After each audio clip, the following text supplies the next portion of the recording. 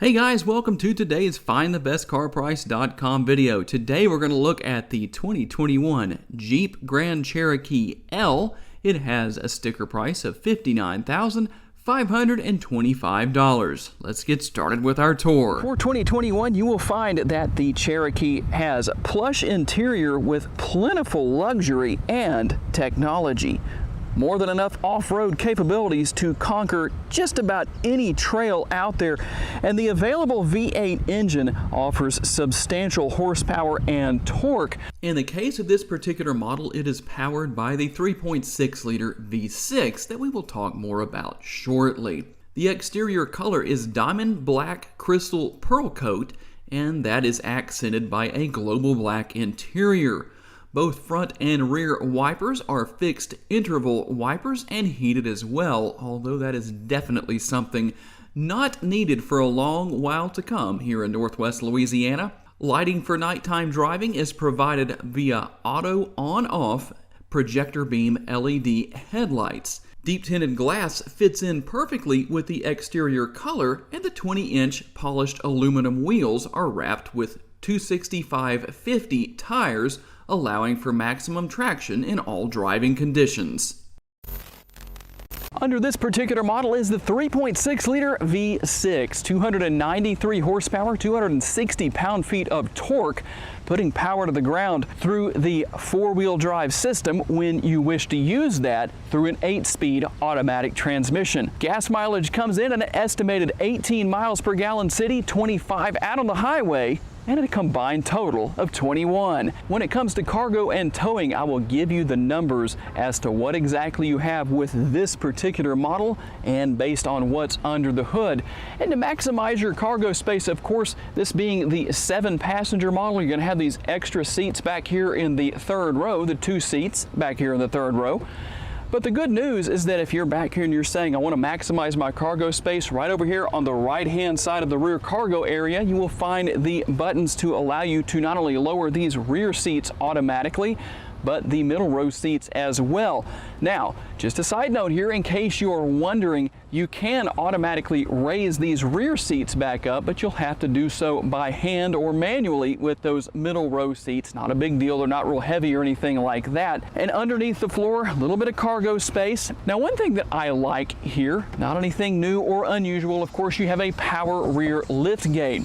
But if you're maybe somebody who's vertically challenged, or maybe it has to do with the height of the ceiling where you park your Jeep Cherokee, and you're saying that's a little bit too high for me for whatever reason it may be, you can lower it down by just simply pulling like this. And then there's a button here on the left-hand side. When you hold that button down, it's going to beep a couple of times.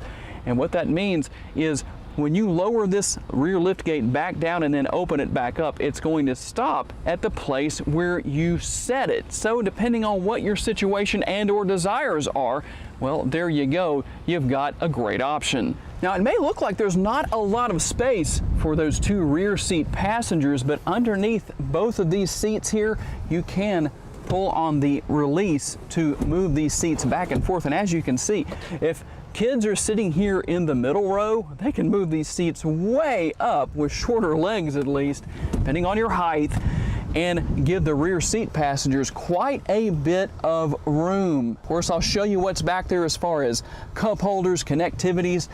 You've got air conditioning vents on the pillars here, so everyone's going to be staying nice and cool. You've got multi-zone climate control. They can control everything here in the rear, on the rear of the console, as you can see. And of course, you have more connectivity back here as well. And as I hop inside, just to kind of give you a little bit of an idea of headspace and all that kind of stuff, keep in mind the passenger seat is leaned way back and pretty far back as well. So it probably looks like I don't have as much leg room, but honestly, it's really not that terribly bad, at least for me. And of course, you also have the panoramic sunroof that middle row seat passengers can definitely take advantage of, as can the rear seat passengers, and give you a real good look at exactly how that looks from that perspective. And as I hop into the driver's seat here, hitting the push button start to fire the engine up and get a little bit of air conditioning going on this rather warm Louisiana day, let's talk a little bit about what you'll find here with the front seat. Of course, you've got the heated steering wheel, heated seats, features you would probably expect, a lot of connectivity throughout. Of course, you've got USB ports and another 12-volt power outlet, so if you needed a third USB port, you could pick up the adapter to turn that 12-volt into another USB port. And I talked about the luxury that's throughout this Cherokee.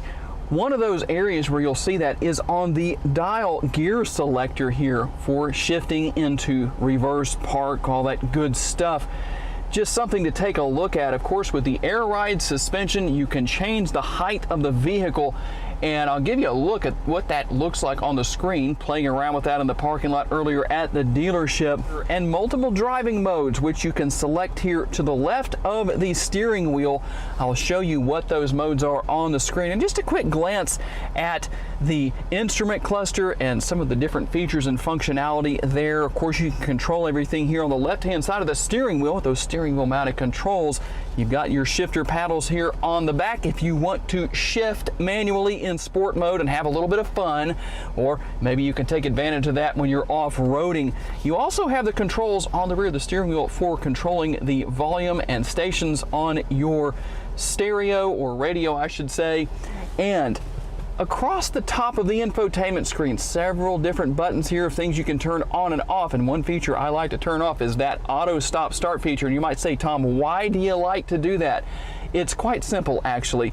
You will save the life of your starter by doing so. So I promised you that I would give you the price if you didn't see that earlier on the screen. Exactly what is that? $59,525 and what's on the sticker on this particular model, and you get quite a bit for that. Comfortable seating, comfortable steering wheel, all the latest and greatest technology, a very nice infotainment screen with so many different features and functionality options that I'm not dare going to try and go through all of that. Of course, dual zone climate control here in the front, as you would expect, and got the cup holders here. You've got a kind of a multi-stage center console here. If you want to know how big the interior is, I'll guarantee you could fit a good 5 to maybe 8 Vehicle Visionary t-shirts. Link in the description of the video if you want to buy one, or 8 to find out if they'll fit in the console. So one thing we're going to do here is a literal quick test drive, because this model has already been purchased.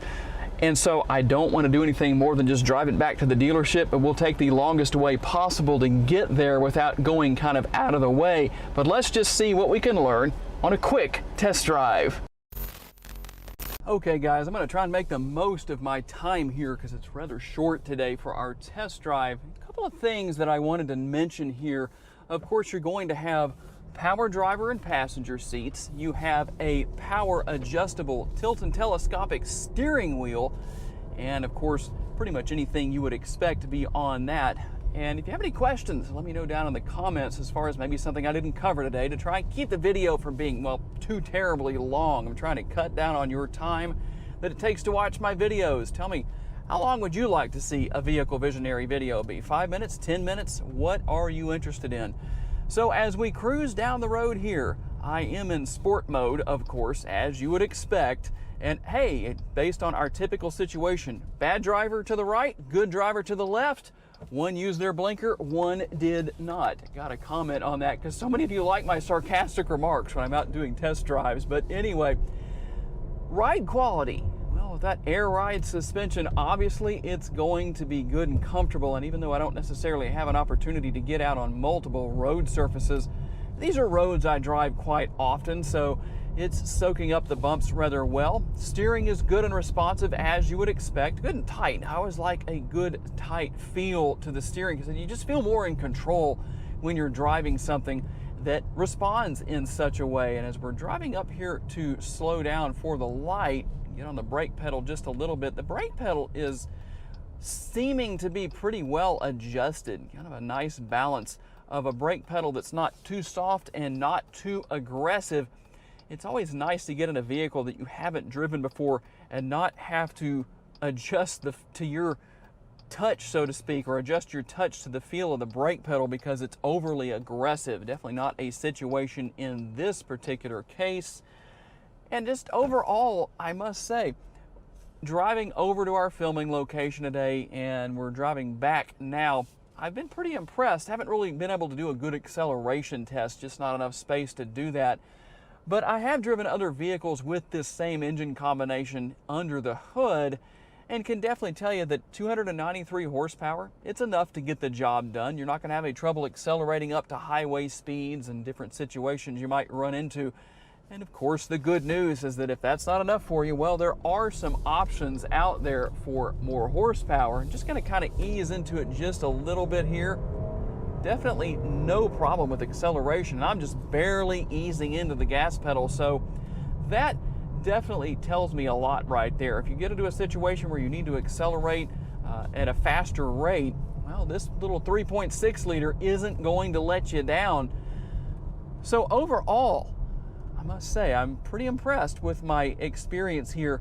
Really can't give too much feedback just because of the fact that I can't drive too terribly far. We're literally about 1/8 mile or so away from the dealership right now. To learn more about the model in today's video, visit the link in the description for a detailed comparison between trims and pricing for the vehicle we featured or any vehicle you may be interested in.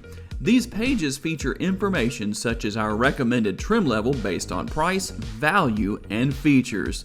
Thank you for taking the time to watch today's video. We look forward to seeing you next time.